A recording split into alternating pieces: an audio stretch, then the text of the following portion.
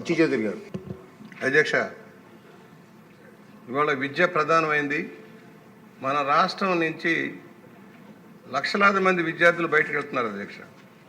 దానివల్ల మన సంపద వెళ్తుంది, మన క్రియేటివిటీ బయటకు వెళ్ళిపోతూ ఉంది, మన క్రీమ్ అంతా బయటకు వెళ్తుంది. ఈ రాష్ట్రంలోనే విద్య చెందాల్సిన అవసరం ఉంది.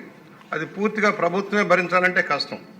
ఇవాళ విదేశాల్లో విశ్వవిద్యాలయాన్ని ప్రైవేట్గానే నడుస్తున్నాయి. దానికి చారిటీ వస్తుంది, సిఎస్ఆర్ గ్రాంట్లు కానీ దాతృత్వంగా ఆ సంస్థలకి ఉదాహరణతో డబ్బిస్తారు. ఇప్పుడు పెద్ద పెద్ద కంపెనీలు ఉన్నాయనుకోండి, ఆ కంపెనీలన్నీ కూడా వారి ఆదాయంలో గణనీయమైన శాతం యూనివర్సిటీలకు ఇస్తూ ఉన్నాయి. మన రాష్ట్రంలో కూడా ఆ ప్రోత్సాహం ఇవ్వాల్సిన అవసరం ఉంది ప్రైవేట్, ఎందుకంటే ప్రభుత్వం అన్నీ నిర్వర్తించలేదు, ప్రైవేట్ రంగంలో కూడా రావాల్సిన అవసరం ఉంది.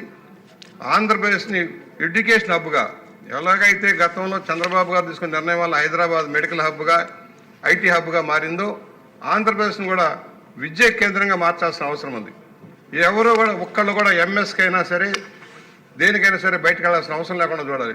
ఇవాళ మన బిడ్డలు వెళ్ళి ఎక్కడో టాస్కెంట్ లాంటి చోట మెడిసిన్ చదివే పరిస్థితి ఉంది, రష్యాకి వెళ్తూ ఉన్నారు. ఎందువల్ల ఒక్కళ్ళు కూడా బయటకు వెళ్లకుండా పూర్తిగా అవకాశాలు ఇక్కడే మనం ఇవ్వగలిగితే విద్య వ్యాప్తి చెందుతుంది. ఈ రాష్ట్రాన్ని ఆ విధంగా తీర్చిదిద్దడం కోసం ప్రైవేట్ యాజమాన్యాలు ప్రోత్సహించేటప్పుడు కొన్ని గైడ్లైన్స్ కూడా మార్పు చేసి దానివల్ల ఆదాయం కూడా వస్తుంది, మన రాష్ట్రానికి కూడా ఆదాయం వస్తుంది అధ్యక్ష. ఐటీ కూడా చాలామంది రిజిస్టర్డ్ కంపెనీలన్నీ హైదరాబాద్లో ఉంటున్నాయి. ఇవాళ ఆంధ్రప్రదేశ్ ఏర్పాటైన తర్వాత కూడా ఇక్కడ ఉన్న పరిశ్రమల కంపెనీలు కూడా చాలా వరకు రిజిస్టర్డ్ బాడీలన్నీ హైదరాబాద్ లాంటి చోట ఉండడం వల్ల మన ఆదాయం గణనీయంగా అటుపోతుంది. దానివల్ల ప్రతిదీ ఈ రాష్ట్రానికి సంబంధించిన ఐటీ కానీ జిఎస్టీలకు సంబంధించిన రిజిస్ట్రేషన్లన్నీ ఇక్కడే ఉండేలాగా చూడాలి. అలాగే యూనివర్సిటీలు ఇంకా భారీగా రావడం కోసం అవసరమైతే ల్యాండ్స్ కొంత సబ్సిడైజ్డ్ చేసి ల్యాండ్స్ కూడా ఇప్పించి ప్రోత్సహించమని విజ్ఞప్తి చేస్తా ఉన్నాను. ఈ బిల్లుపై ఇంకెవరన్నా 1 or 2 persons మాట్లాడతారండి?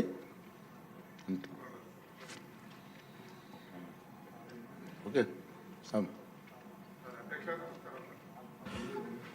సార్, మా కనిగిరి ప్రాంతం వెనకబడ్డ ప్రాంతం సార్. అక్కడ గతంలో చంద్రబాబు నాయుడు గారు ముఖ్యమంత్రిగా ఉండగా 2016లో IIIT కాలేజీని అక్కడ శంకుస్థాపన చేశారు సార్. అప్పటి నుంచి దాని మీద ఎటువంటి పురోగతి చెందలేదు సార్. గత ప్రభుత్వంలో దాన్ని నిర్లక్ష్యం చేసి దాన్ని కట్టుబడి కాకుండా అవరోధం కలిగించారు కాబట్టి సార్, దాన్ని ఇప్పుడు మన లోకేష్ బాబు గారు విద్య పట్ల ఎన్నో సంస్కరణలు అన్నీ చేస్తున్నారు సార్. స్కూలు ఎల్కేజీ నుంచి దాదాపు డిగ్రీ వరకు చేస్తున్న దాంట్లో మా ప్రాంతంలో కూడా ఈ కాలేజీని తిరిగి ప్రారంభిస్తే మా ప్రాంతంలో కూడా ఇప్పుడు ప్రకాశం జిల్లాలో ఆంధ్రకేసరి యూనివర్సిటీ అని పెట్టున్నారు సార్. ఓన్లీ బిల్డింగ్కే పరిమితం అయ్యింది. దాన్ని కూడా కొద్దిగా అభివృద్ధి చేసి మా ప్రకాశం జిల్లాను కూడా ముందంజలోకి తీసుకెళ్లవలసిందిగా కోరుతున్నాం sir. Thank you sir. Minister గారు టైం ప్లీజ్, ఈరోజు కొంచెం టైట్ షెడ్యూల్ అండి, సహకరించండి. అధ్యక్ష, గౌరవ సభ్యులు కుంటాల రామకృష్ణ గారు, బుచ్చ చౌదరి గారు, ఉగ్ర నరసింహారెడ్డి గారు బిల్ కన్నా ఎక్కువ వేరే విషయాలు మనం డిస్కస్ చేస్తాం జరిగింది. చాలా ఇంపార్టెంట్ ఇష్యూస్ కూడా రేజ్ చేశారు అధ్యక్ష. మొదటిది ఫారిన్ యూనివర్సిటీస్, ఎందుకంటే కేంద్ర ప్రభుత్వం ఫారిన్ యూనివర్సిటీస్ పెద్ద ఎత్తున ప్రోత్సహిస్తుంది. వాళ్ళ చేత ఇక్కడ క్యాంపస్లు పెడితే బాగుంటుందని చెప్పడం జరుగుతుంది. వాళ్ళకి ప్రత్యేకంగా మీరు ఏమైనా చేస్తున్నారా, యాక్ట్లో ఏమైనా సవరణలు తీసుకొస్తున్నారా అని అడుగుతాం జరిగింది అధ్యక్ష. 2016లో ఈ ప్రైవేట్ యూనివర్సిటీస్ చట్టం తీసుకొస్తాం జరిగింది. గత ప్రభుత్వం దీనికి 5 సవరణలు చేసింది అధ్యక్ష. ఆ సవరణలు నిన్న నేను ఒక ప్రశ్నకి ప్రిపేర్ అయ్యే సమయానికి నేను చదివితే అధ్యక్ష, మనం చేసిన చట్టాలు యూజీసీ గైడ్లైన్స్కి విరుద్ధంగా ఉంది. అంటే వాళ్ళు ఏం చెప్పారంటే, ఈరోజు గ్రీన్ఫీల్డ్ యూనివర్సిటీ ఏర్పాటు చేయాలంటే టాప్ 100 గ్లోబల్ యూనివర్సిటీస్తో జాయింట్ డిగ్రీ ఉండాలి అని చెప్తాం జరిగింది. కానీ యూజీసీ ఏమంటుందంటే, జాయింట్ డిగ్రీ ఇవ్వాలంటే మినిమం ఇన్ని సంవత్సరాలు ఆ యూనివర్సిటీ ఆపరేషన్లో ఉండాలి, ఇన్ని ఇయర్స్ అయి ఉండాలని చెప్తుంది. అంటే we're in conflict with UGC. So నేను మొన్న కూడా కౌన్సిల్లో చెప్పాను, ఆ చట్టాన్ని మనం సవరణ చేయాలి, కానీ కొంచెం డీటెయిల్డ్గా చేద్దాం. అంటే హడావుడిగా చేస్తాం, మళ్ళీ పొరపాట్లు చేస్తాం. కొంచెం డీటెయిల్డ్గా చేసి ఆ చట్టాలని సవరిస్తాం జరుగుతుంది, దాంట్లో ఎలాంటి సందేహం లేదు. పెద్దలన్నట్టు పెద్ద ఎత్తున యూనివర్సిటీస్ మనం ప్రోత్సహించాలి. అంటే మేమందరం ముద్దుగా తాతయ్య అంటాం. సో బుచ్చయ్య తాతయ్య చెప్పింది ఏంటంటే, చట్టాలు మేము సవరించాలి, దాంట్లో ఎలాంటి డౌట్ లేదు. ఫారిన్ యూనివర్సిటీస్ మనం ఇక్కడ ప్రోత్సహించాలి. అంతేకాకుండా మన దేశంలోనే ఒక అద్భుతమైన ఇన్స్టిట్యూషన్స్ ఉన్నాయి. ఒక ఉదాహరణ బిట్స్. ఈరోజు అధ్యక్ష నిన్నే క్యాబినెట్ మీటింగ్లో బిట్స్ అమరావతిలో ఏర్పాటు చేసేందుకు 70 ఎకరాలు క్యాబినెట్ కూడా ఆమోదం తెలిపింది అధ్యక్ష. బిట్స్ ఆంధ్ర రాష్ట్రానికి వస్తుంది. అంతేకాకుండా అధ్యక్ష అంతే సార్ సార్ కోరికలు పెంచుతున్నారు, ఆగండి సార్, పూర్తి చేస్తాను. బిట్స్ తీసుకొచ్చి అధ్యక్ష. రెండోది టాటా గ్రూపు, ఎల్ఎన్టీ, ఐఐటి మెడ్రాసు, ప్రత్యేకంగా యూనివర్సిటీ ఆఫ్ టోక్యోతో కలిసి డీప్ టెక్ యూనివర్సిటీ ఏర్పాటు చేయాలి. అంటే నెక్స్ట్ జనరేషన్ ఏఐ ఎంఎల్ కాకుండా నెక్స్ట్ జనరేషన్ యూనివర్సిటీ ఏర్పాటు చేయాలని ఇది పర్సనల్గా గౌరవ ముఖ్యమంత్రి గారు లీడ్ చేస్తున్నారు. సాక నాదైనా తెలుసు కదా గౌరవ ముఖ్యమంత్రి గారి గురించి, ఆయన పర్సనల్గా లీడ్ చేస్తున్నారు. ఇది ప్యాషన్ ప్రాజెక్ట్గా లీడ్ చేస్తున్నారు. ఇది నేను బలంగా నమ్మేది మొత్తం ఎకో సిస్టమ్ని రెవల్యూషనైజ్ చేసి యూనివర్సిటీ అది కూడా తీసుకొస్తాను అధ్యక్ష. నేను పర్సనల్గా తీసుకుని ఒక ఏఐ యూనివర్సిటీ విశాఖపట్నంలో ఏర్పాటు చేయాలని లక్ష్యంతో ఉన్నాం. అదేవిధంగా ఒక స్పోర్ట్స్ యూనివర్సిటీ కూడా చేయాలని అధ్యక్ష, ఇది ఇప్పటివరకు ఉంది.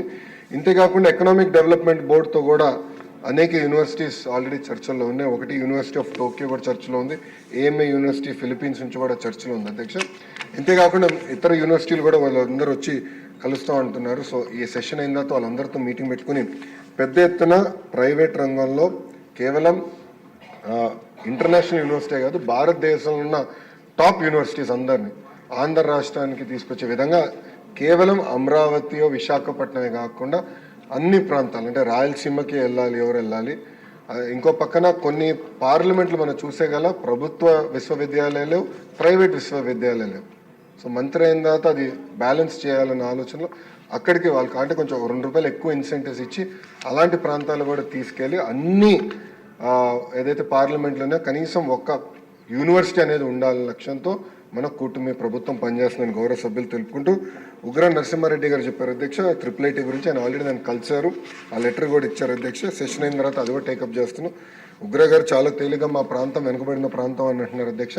ఇంకో 3 సంవత్సరాలు ఇవ్వండి అధ్యక్ష వాళ్ళకి. CBG ప్రాజెక్ట్, రిలయన్స్ ప్రాజెక్ట్ మొత్తం ఆయన ప్రాంతానికి వస్తుంది. ఆయన ప్రాంతం రూపురేఖలు రాబోయే 3 సంవత్సరాల్లో మారబోతున్నాయని గౌరవ సభ్యులు తెలుపుతున్నారు అధ్యక్ష. అంతేకాకుండా అధ్యక్ష ఆంధ్ర కేసరి యూనివర్సిటీ గురించి గౌరవ సభ్యులు మాట్లాడారు అధ్యక్ష. 2022లో ఏర్పాటు చేశారు, ఎలాంటి శాంక్షన్ పోస్ట్ లేకుండా ఏర్పాటు చేశారు అధ్యక్ష. దానివల్ల అక్కడ ఉన్న ఉపాధ్యాయులు కూడా వాళ్ళ ప్రొఫెసర్స్ ఇబ్బంది పడటం జరుగుతుంది అధ్యక్ష. సో యూనివర్సిటీస్ అందరినీ బలోపేతం చేయాలి. గౌరవ సభ్యులు చెప్పినట్లు అనేక మంది దాతలు కూడా ముందరకు వస్తున్నారు. ఒక మెకానిజం ఏర్పాటు చేయాల్సిన అవసరం ఉంది. ఆంధ్ర కేసరి యూనివర్సిటీ కూడా ప్రోత్సహించాలనే లక్ష్యంతో మన ప్రభుత్వం పనిచేస్తుంది అధ్యక్ష. ఇప్పుడు విషయం ఆంధ్రప్రదేశ్ ప్రైవేట్ విశ్వవిద్యాలయాల స్థాపన మరియు క్రమబద్ధీకరణ సవరణ బిల్లు 2025ను పరిగణలోకి తీసుకోవడం. ఈ ప్రతిపాదనకు సుముఖంగా ఉన్నవారు అవుననండి, వ్యతిరేకంగా ఉన్నారు కాదనండి. అవునన్నారు, అందరూ అవునన్నారు. ప్రతిపాదన ఆమోదించడమైంది. బిల్లు పరిగణలోకి తీసుకోవడం జరిగింది.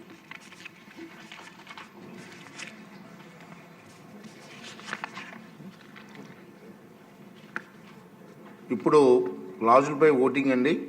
2వ క్లాజు, మొదటి క్లాజు ఎనాక్టింగ్ ఫార్ములా లాంగ్ టైటిల్గా ఎలాంటి సవరణలు లేవు, అవి సభా సమక్షంలో ఉన్నాయి.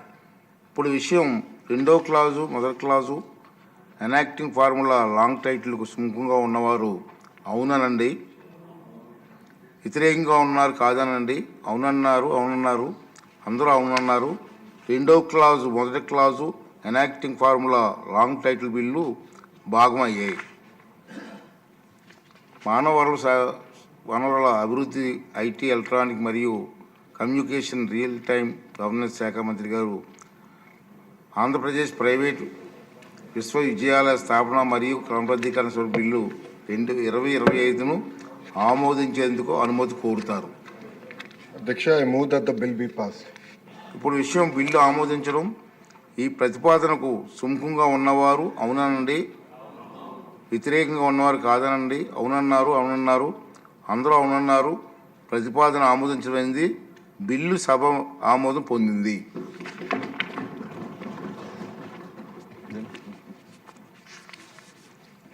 బుచ్చి చౌదరి గారు పిటిషన్ అన్నారు అధ్యక్ష. ఇది 30 సంవత్సరాల దీనగాథ అధ్యక్ష. 94లో మొదలెట్టి ఈ రోజుకి పూర్తిగాని వంతెన వల్ల ఇప్పుడు 16 మంది మరణించారు అధ్యక్ష. ఇది బాపట్ల డిస్ట్రిక్టు, పోతుకట్ల, కొమ్మనేనపాలెం అండ్ వీరన్నపాలెం 3 గ్రామాలకు సంబంధించిన సమస్య. కొమ్మమూరు పచ్చూరు నియోజకవర్గంలో కొమ్మమూరు కాలువ మీద ఈ మధ్య అక్కడ రైతులు పిలిచిన మీద నేను సాంబశివరావు గారు ఆ ప్రాంతానికి వెళ్ళాం. కాలువ ఈదుకుంటూ వెళ్లాల్సిన పరిస్థితి అధ్యక్ష. గతంలో బల్లకట్లు ఉండే, బల్లకట్లు కూడా లేవు. 3 గ్రామాల రైతులు కూడా తీవ్ర ఇక్కట్లు ఎదుర్కొంటున్నారు. ఒక ఎన్ఆర్ఐ ఆ రోజున ఒక 8 లక్షల రూపాయలు డొనేట్ కూడా చేసి వర్క్ బిగిన్ చేసి ఆగిపోయింది మధ్యలోనే. ఎవరో కూడా పట్టించుకోవాలి. కోర్టులకు వెళ్ళినా న్యాయం జరగడంలా. అధ్యక్ష, దయచేసి 3 గ్రామాల రైతుల ప్రాణాలను కాపాడాల్సిన అవసరం ఉంది. ఆ మధ్య మన ముఖ్యమంత్రి గారు చంద్రబాబు నాయుడు గారు ఆ ప్రాంతాలంతా సందర్శించినప్పుడు కూడా వారికి తెలియజేయడం జరుగుతోంది. ఇంకా కార్యాచరణలో రాలేదు. దయచేసి తమ ద్వారా విజ్ఞప్తి చేస్తున్నాం. 3 గ్రామాలకు సంబంధించిన ప్రధాన సమస్యల పరిష్కారం కోసం వంతెన తక్షణమే పూర్తి చేయడం కోసం మీకు విజ్ఞప్తి నేను సాంబశివరావు గారు మీకు పంపించడం జరుగుతోంది.